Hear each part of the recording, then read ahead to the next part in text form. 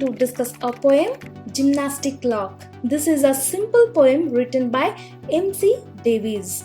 I will read this poem, later we'll summarize it. The poem says, "The little clock is friend with me. It talks as plain can be, and says each morning as it rises, now don't forget your exercises.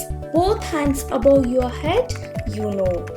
Then lower them very slowly. So, don't get tired and stop that way.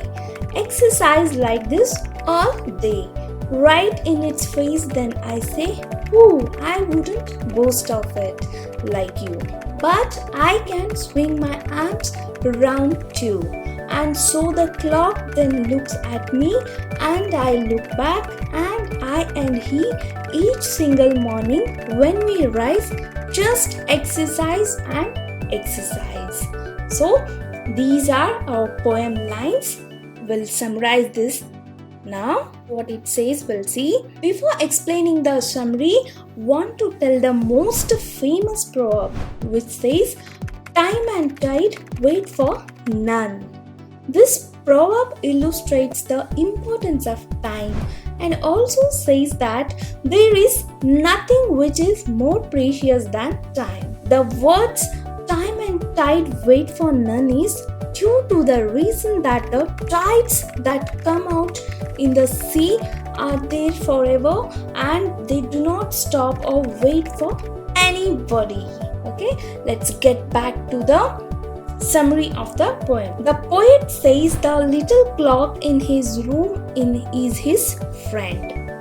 The clock asks him frankly each morning to do exercise by stretching your arms above his head and then bring them down very slowly.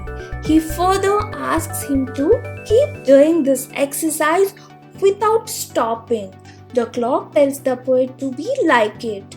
It always keeps its hand moving up and down. The poet got annoyed at the clock. He retorted back to him, saying the clock should not boast about moving its hands.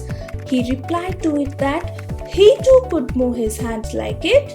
He showed him how he could move it. The clock was wonderstruck at the poet's reply. So what will happen?